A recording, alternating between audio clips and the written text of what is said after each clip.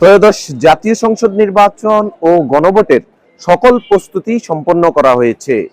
লক্ষ্মীপুরের 4টি সংসদীয় আসনে 496টি ভোট কেন্দ্রে নির্বাচন সরঞ্জাম পাঠানো হয়েছে। এছাড়াও নির্বাচনকে কেন্দ্র করে লক্ষ্মীপুরের গুরুত্বপূর্ণ পয়েন্টগুলোতে অতিরিক্ত আইন শৃঙ্খলা বাহিনী মোতায়েন রয়েছে। সন্দেহভাজন গাড়িগুলোতে তল্লাশি চালানো হচ্ছে। এছাড়াও বিকেলে লক্ষ্মীপুরের আইন শৃঙ্খলা বাহিনী, সেনানো সহ অন্যান্য বাহিনীদের পক্ষ থেকে একটি নির্বাচনী মহড়া দেওয়া হয়েছে। নির্বাচনী মহড়া শেষে লক্ষ্মীপুরের আদর্শ সমাজ উচ্চ বিদ্যালয় ভোট কেন্দ্র পরিদর্শন করেন লক্ষ্মীপুরের জেলা প্রশাসক HM মেহেদী হাসান। তিনি আমাদেরকে যেমনটি জানিয়েছেন যে লক্ষ্মীপুরের 4টি আসনে 496টি ভোট কেন্দ্রে অবাধ ও সুষ্ঠু নির্বাচন পরিবেশ তৈরি করার জন্য তারা সর্বাত্মক প্রস্তুত। এছাড়াও প্রতিটি ভোট কেন্দ্রে তারা আইন শৃঙ্খলা রক্ষাকারী বাহিনী থেকে শুরু করে গোয়েন্দা নজরদারি রাখা হয়েছে।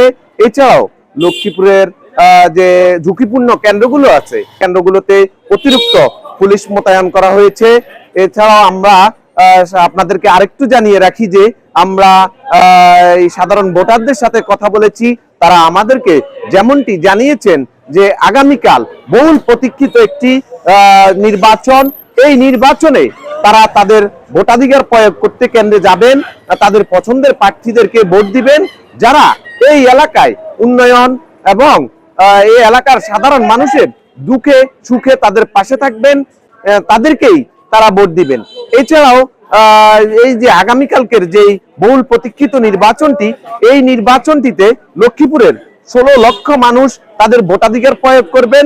এই উপলক্ষে জেলা প্রশাসন এবং আইন শৃঙ্খলা বাহিনী সর্বাধিকভাবে প্রস্তুত রয়েছে। আগামীকাল সকাল 7টা থেকে লক্ষ্মীপুরের 496টি ভোট কেন্দ্রে তারা ভোটাধিকার প্রয়োগ করবেন, এমনটি আমরা জেনেছি। এই ছিল আমার কাছে লক্ষ্মীপুরের নির্বাচনের সর্বশেষ খবর। ফিরোজ আলম রাসেল, দৈনিক নয়া শতাব্দী, লক্ষ্মীপুর।